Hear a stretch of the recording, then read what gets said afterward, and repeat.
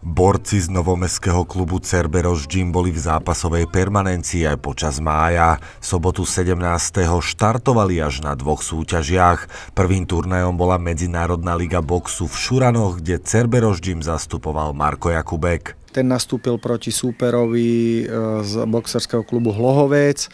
Markovi sa podarilo dať súpera dvakrát do počítania v prvom kole, v treťom kole prišlo ďalšie počítanie a Marko si pripísal výhru RSC v treťom kole. Ďalšia akcia bola v Trenčine, bolo to 7. kolo Muay Thai ligy SMTA, kde za Cerberus nastúpili 4 bojovníci. Prví dvaja boli Tomáš Koherák a Peťo Šubrt. Jedná sa o deti vo veku 11-12 rokov. Tí sa zúčastnili prvýkrát zápasov pod pravidlami Muay Thai Kids. Tieto zápasy sú vždy dohodnuté, pokiaľ neskončil by predčasne tento zápas, je vždycky dohodnutý výsledkom remíza, aby sa tým predišlo, aby tie deti boli motivované ďalej súťažiť a proste vyzápasiť sa, takže obaja chalani získali remízu. V ďalšom zápase sa v ringu predstavil Adrian Michalec, ktorý nastúpil proti súperovi z Banskej Bystrice. S prehľadom vyhral 3-0 na body. V ďalšom zápase sa predstavila Natália Vidová. Tá má len 14 rokov, zápasí v 63,5 kg vo váhovej kategórie.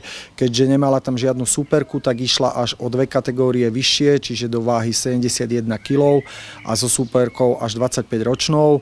Natália išla do tohto zápasu s jediným úmyslom vyhrať a pripísať si výhru, čo sa jej podarilo a pripísala si ďalšiu výhru na body. Cerberus Gym sa najbližšie predstaví na domácej akcii. 7. júna budú súboje v ringu prebiehať na pláži Beach Bar na Zelenej vode, kde sa odohrá tretie pokračovanie akcie Cerberus Fight Night Open Air. Bude tam 12 zápasov v tajskom boxe, K1 a klasickom boxe.